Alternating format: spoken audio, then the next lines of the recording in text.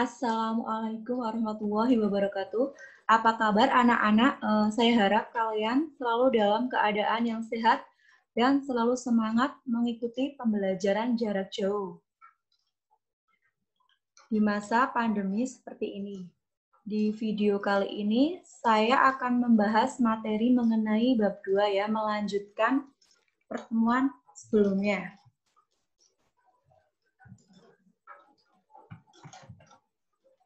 Materi bab 2.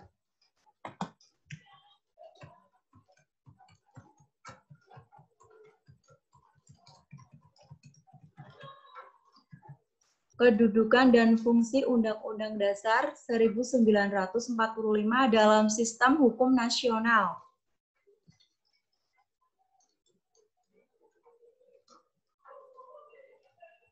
Sebagai negara hukum, di negara Indonesia ini dibangun sistem hukum nasional.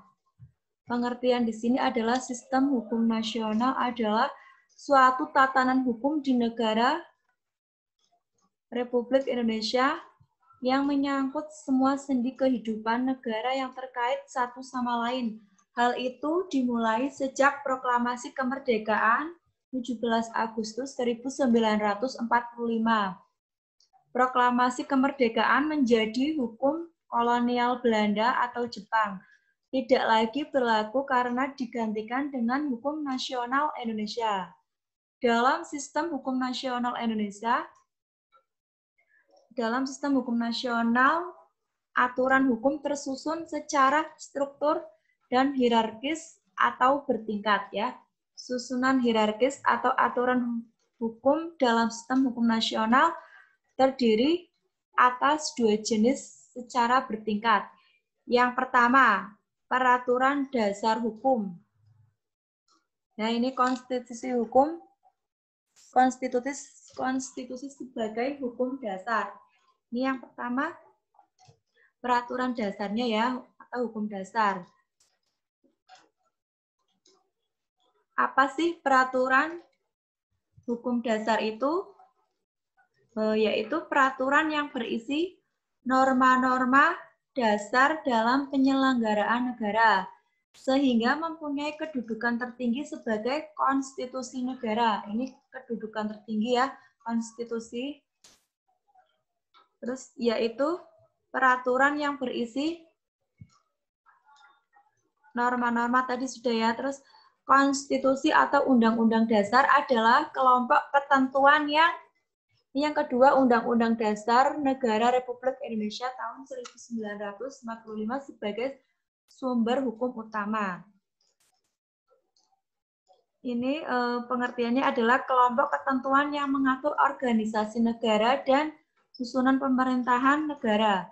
Hukum dasar diartikan juga sebagai norma dasar bagi pembentukan perundang-undangan yang merupakan sumber hukum bagi pembentukan peraturan perundang-undangan. Di bawah ini adalah wujud nyata peraturan dasar ini dibagi menjadi tiga.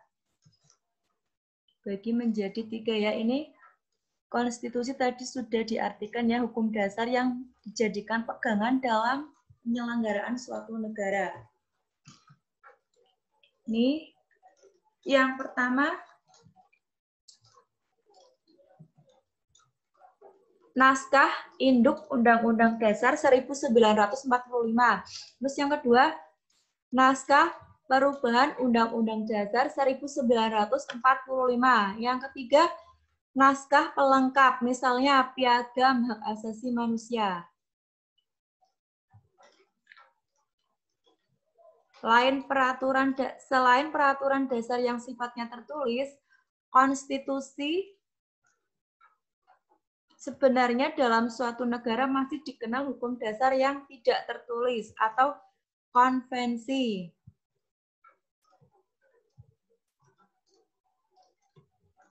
Ini yang tidak tertulis ya. Konvensi, misalnya pidato. Misalnya pidato kenegaraan Presiden Indonesia di depan sidang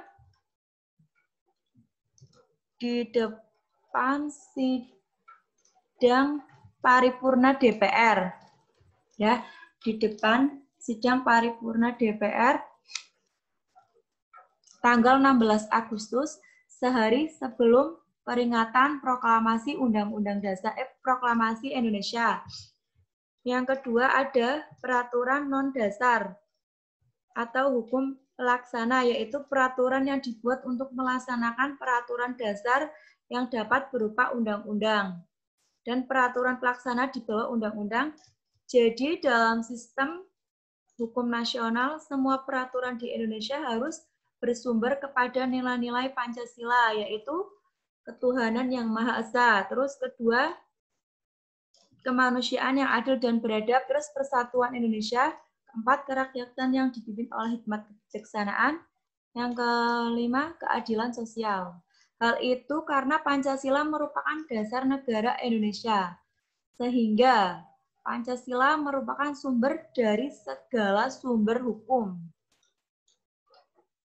Sumber dari segala sumber hukum negara. Lalu bagaimana sejarah rumusan dan penetapan Undang-Undang Dasar 1945, di mana dijelaskan mengenai BPUPKI dan PPKI. Di pelajaran kelas 7 ya, sudah pernah disampaikan. Ini untuk konstitusi ini terbagi ada 3 tingkatan ya. Konstitusi sebagai pengertian sosial politik, terus kedua konstitusi sebagai pengertian hukum, ketiga konstitusi sebagai suatu peraturan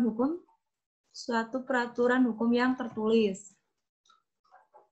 Ini untuk penyusunan Undang-Undang Dasar 1945 ya. Disertai pokok-pokok pemikiran konseptual yang mendasari setiap perumusan. Undang-Undang Dasar Negara Republik Indonesia tahun 1945 ini sebagai sumber hukum utama. Ini terdapat dalam pasal 1 ayat 3. Jangan sampai keliru ya, ini di ujian PTS nanti biasanya ini ada dalam soal pilihan ganda. Untuk pasal-pasalnya mohon diperhatikan ya anak-anak. Pasal 1 ayat 3 Undang-Undang Dasar Negara Republik Indonesia. Ini negara Indonesia merupakan negara hukum. Terus yang kedua, Undang-Undang Dasar 1945 sebagai hukum tertinggi di Indonesia, sehingga Undang-Undang Dasar 1945 merupakan acuan dalam pembuatan undang-undang yang ada di bawahnya. Nih, manfaat Undang-Undang Dasar ini ada 8 ya, nanti dipelajari di buku paket ada. Pertama, mengatur norma-norma di negara Indonesia. Sudah saya singgung di bab awal-awal bab 2 itu norma-norma itu kan ada 4. Norma agama, hukum, kesusilaan, dan keempatnya norma kesopanan. Terus kedua, mengatur proses pemerintahan hukum di negara Indonesia.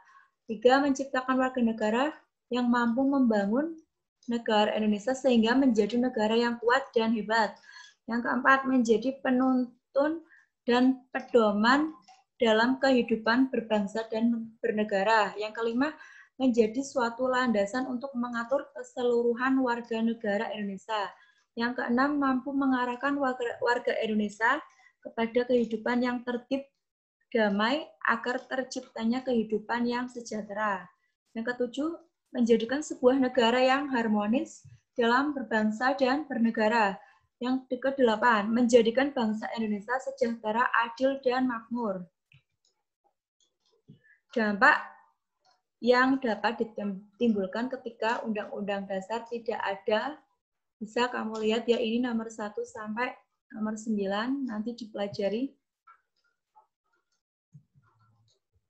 Ini arti konstitusi ya. Pertama, hukum tata negara, terus hukum dasarnya, terus undang-undang. Ini aturan dasar tertulis, yaitu Undang-Undang Dasar. Terus yang kedua, aturan dasar yang tidak tertulis. Ini konstitusi di Indonesia ya. Oke, demikian pelajaran materi hari ini ya.